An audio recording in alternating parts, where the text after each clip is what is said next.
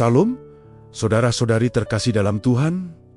Senang sekali bisa kembali menyapa Anda semua dalam renungan kita hari ini.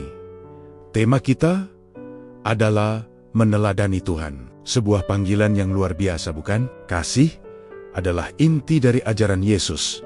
Selama hidupnya di dunia, Yesus menunjukkan kasih yang begitu dalam, tanpa syarat dan penuh pengorbanan.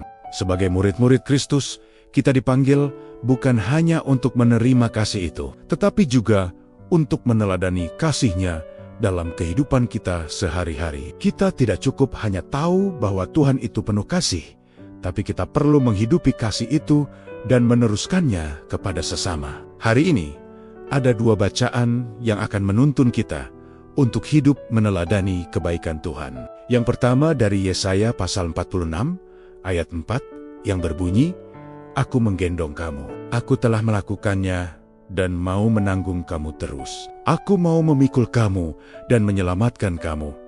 Ayat ini menunjukkan betapa intim dan penuh perhatiannya kasih Allah kepada umat-Nya.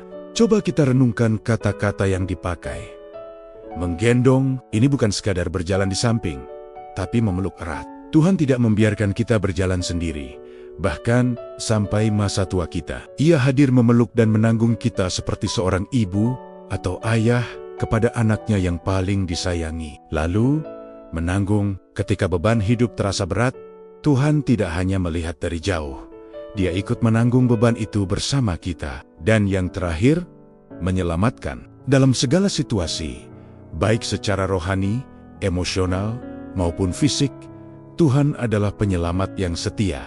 Kasih-Nya aktif, setia, dan tidak terbatas oleh waktu. Bahkan ketika banyak orang merasa ditinggalkan atau dilupakan di usia senja, Allah tetap hadir dan peduli. Nah, setelah kita menerima kasih yang begitu besar, apa yang harus kita lakukan? Bacaan kita yang kedua memberikan jawabannya. Dari 1 Timotius pasal 5 ayat 3, Rasul Paulus menulis kepada Timotius agar gereja menghormati dan membantu para janda yang benar-benar membutuhkan.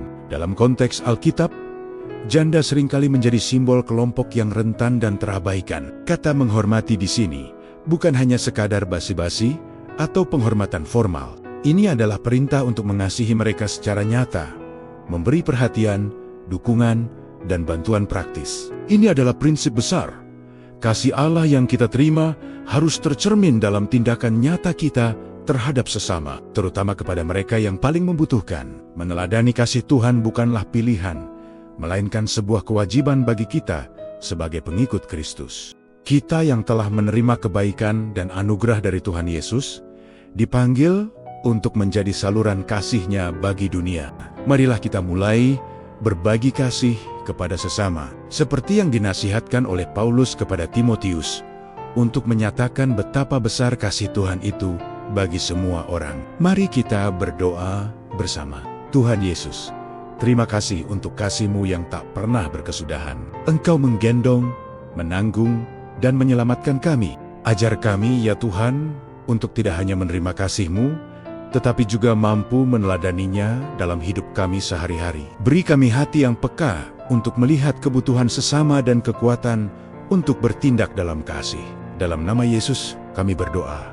Amin. Terima kasih sudah mengikuti renungan hari ini. Tuhan Yesus memberkati kita semua. Sampai jumpa di video selanjutnya.